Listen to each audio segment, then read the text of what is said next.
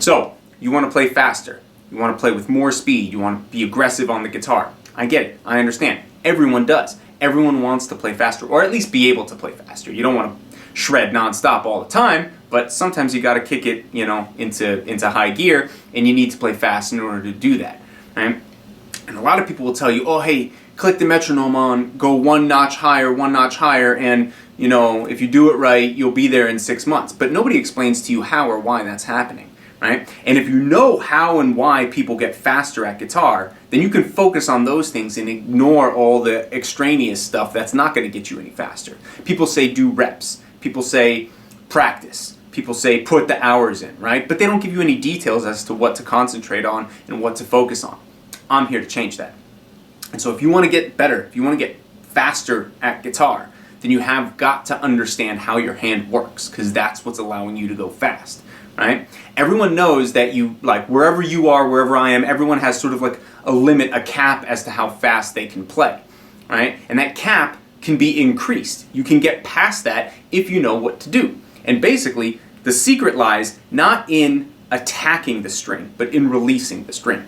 Everyone thinks that guitar, if I'm playing guitar and I'm gonna play something on guitar, it's the fretting motion, the going towards the string. I need to get faster at that. So if I put my first finger down and then I want to get faster, then I need to get faster at putting my second finger down and then put my third finger down and then do that again and get faster at attacking the guitar. That's actually not true, right? What allows you to get faster is the release away from the string, away from the guitar. You're not going to play, even if you're playing 2 fingers across every string or 3 fingers or 4 fingers, it doesn't matter what combination of notes you're doing per string. You're trying to do legato, you're trying to pick fast, it doesn't matter. The thing that's going to allow you to move fast is the relaxation away from the string, not the attack toward the string. And what do I mean by that? So if I take my hand, right, and my hand is like this, let's say I'm going to imagine as though I'm fretting a note. So I push my finger forward. Now I'm fretting that note, right? Now, in order to fret the next note, I'm going to try to push my next finger faster and faster to get there, right? But what you don't realize is after that finger plays, you're going to go back to your other finger that you just played from. Right? So if I play with my first finger, I attack with my first finger, then I attack with my ring finger, let's say, and then I need to attack again with my first finger. Right? The thing that's going to make you fast, because you can go first finger, ring finger really quickly. You could do that ba-bum, you could ba-bum, ba-bum, ba-bum. You could do that all day long. But it's getting back to the first finger that causes the problem, right? That causes you to have that limit as to how fast you can go. And then a lot of people think that when you take your finger off the string, I'm playing my finger and then I take it off the string and then I push it back on and then I take it off, right? The taking off of the finger, people think of as like an active motion, something that you actively have to do. I actively have to let go of the string and pull my finger away before putting it back on. So I play my ring finger, and then I pull my first finger away and put it back on, and then I pull my ring finger away and put it back on. I'm exaggerating how big the motion is, right? That's not actually how you're going to play, but that's how people think of playing and think of getting faster. And in reality, it's not that. The release of the string is a passive motion, right? So if I have my fingers and I push them all forward, right? If I just sort of and this is mimicking me fretting, right? So I'm supposedly fretting all 4 fingers. If I actively pull them back, I'm using muscle power and energy to do that, right? And then I need to push them forward again. And I'm still employing muscle energy, and then pull it back. And after a certain point, I will have no energy left because I gave my hand no chance to recover, and there was no chance to sort of regain any energy that was expended while I was pushing and releasing actively. Both are active motions, and so you never really get a chance to have your muscles recover. It would be like doing push-ups non-stop. At some point, you just won't be able to anymore because your muscles will give out, right? The secret is not to pull your fingers away from the string. The secret is, if this is my tense, engaged position, I'm fretting the guitar, I'm fretting the notes, and I'm pushing my fingers forward, if I just let go and deaden my fingers, they automatically bounce back, right? They automatically fall back into a relaxed position. In this position, I'm using no muscle energy to hold my hand this way, right? My fingers naturally curve, yours do too. So if I engage a finger on the guitar, and then I want to release it, I don't pull it away, I don't do that, I just relax. And look, if I pull my fingers away, if I engage my ring finger, and then I pull it back, I'm pulling really far. I'm pulling really far back. I don't need to do that. If I'm playing on a string,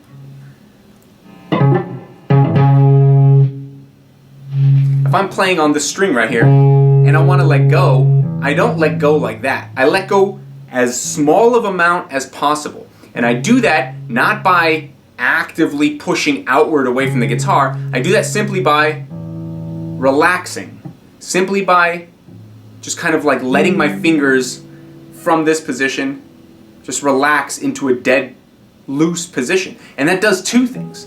That allows me to recover my energy so I could go for longer, so my speed doesn't decline over the course of however many measures or however many bars or however long the song is, right? If you have to play fast for a long period of time and you're using energy to attack the string and then you're using energy to get away from the string and you're going back and forth ping-ponging between these two motions, both of which are active and both of which are using energy, you're going to run out of steam and your speed is just going to plummet. So it doesn't matter how many reps you do, it doesn't matter how many times you can click up the metronome, because if I could do 2 reps per click on the metronome, that's not realistic.